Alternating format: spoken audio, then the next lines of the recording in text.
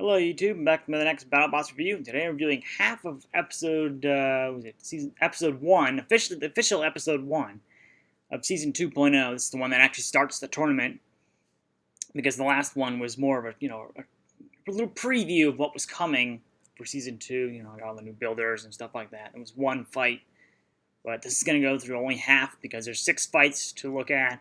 It's hard for me to remember all the details of each one, of course. It would end up making this a lot longer of a video, so that's the plan going forward, and that will apply to not only this episode, but the later ones in Season 2, all the ones in Season 3, 4, and then 5, of course, is back to half-hour episodes. So I'll be back to reviewing them a full episode at a time. But we have Mauler versus Bigger Brother, War Machine versus Snake, and what was the third? Toe Crusher and No Tolerance. No Tolerance 3 officially. I mean, they do get a little confusing on the show. Multiverse, I'd say they're relatively one-sided.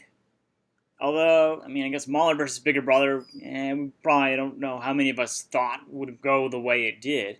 Probably most of us thought it would be kind of back and forth, maybe. But it didn't take long. One hit was all it took, and Mauler lost one of the flails on the side, and it just kind of flew off. And let's see, I don't remember any specifics, but either way, it just came right off, and Mauler was out of control from then on out, and then flipped over. Wasn't much Mauler could have done after that anyway, so it's not like, even if they had stayed upright, they would have really had much of a fighting chance. Bigger Brother clearly withstood the first attack, and that was kind of it. Yeah, they were smoking and upside down under the pulverizer after that, so Bigger Brother had a pretty easy win there. In similar fashion, then we went on to War Machine and Snake, and this was the debut of Mark Zatrakian's robot Snake, I think, on TV officially. Because prior to that, it wasn't new necessarily to BattleBots at the time, but it was not really seen at the point. This is where we really got to see it, although it didn't really seem to. It was difficult to, obviously, it wasn't like your typical, it was not a walker, it didn't have wheels, it kind of just sort of rolled around like an actual snake, almost like a worm, really. And it was very complicated. It had a whole bunch of speed controllers lined up. So I think every section of the robot actually had a speed controller. I think one of those is what blew, and that's where the smoke came from. So it couldn't really go anywhere. War Machine had total dominance over it. It probably was the worst possible option they could have fought, apart from a spinner. But there weren't really a whole lot of spinners at the time. This was a super heavyweight class. We had Minion, we had Atomic Wedgie. Let's see, I don't think there weren't too many. Nightmare was heavyweight, so you weren't going to see that. And of course, these were heavier. Snake, I think, was technically heavier than the others. I'm not sure by how much. I think it was probably going by the weight bonus. I'm not sure what it actually weighed normally, but it was pretty one-sided. War Machine had total dominance. I think that it was ended up being either a knockout or a judge's decision that was 45-0. I don't remember which it was, but either way, it was some entertainment, and probably I don't think anyone would have expected it to go any differently. So then we move on to Toe Crusher and No Tolerance. This is our first walker robot in BattleBots at the time, after Pressure Drop. So I think after Pressure Drop, we may have all been wondering, okay, are we going to have a walker that's not going to cause controversy? Turns out, yes, we did.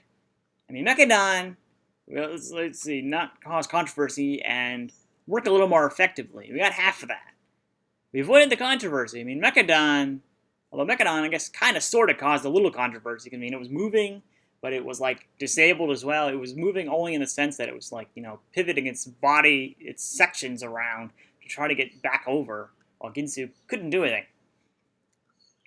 That's just how the rules worked back then. We've changed since then. Of course, No Tolerance. This is the fight that also ends up having a slight change next season, because if you look with No Tolerance, one of its legs gets stuck in the back end of the spike strip. There's actually a gap between the spike strip and the arena Lexan. I think that was to prevent that from happening again. Although it doesn't really help all that much. They end up going flying in certain fights. Once you started getting spinners, it probably didn't matter as much anyway. But be that as it may, you can see them go flying in certain fights. But Toe Crusher also had total dominance and was probably a lot more dominant than.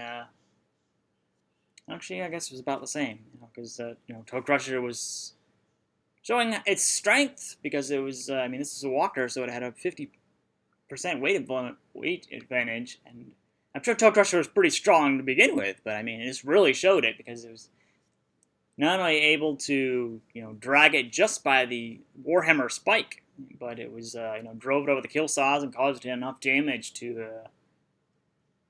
basically destroy it. It was coming apart. It lost one of its legs, I think, was disabled. And ended up kind of getting itself. It was in a post-fight interview. It was more of a, so you want to call it leg crusher now or something like that? Because I mean, it did. The kill saws cut right through one of the supports for the legs, and it was kind of it after that. And of course, No Tolerance didn't have a whole lot of weaponry to take on Toe Crusher. Kind of had his sort of floppy disc that didn't really do anything. It was literally, it was like it was very flexible, so it was not really suited for taking on, I don't think, any robot. But it may have just it may not have necessarily been made to be effective in battle, but it looked interesting. I mean, at least it was probably a nice refresher after Pressure Drop's 2 controversial fights. Seeing Devil beat it was probably equally satisfying back then. So overall, it wasn't a bad start to Season 2.0. It was a longer episode, but it gets better. We got other fights as we go along. So that's my review on first half of Season 2.0, Episode 1. Thanks for watching.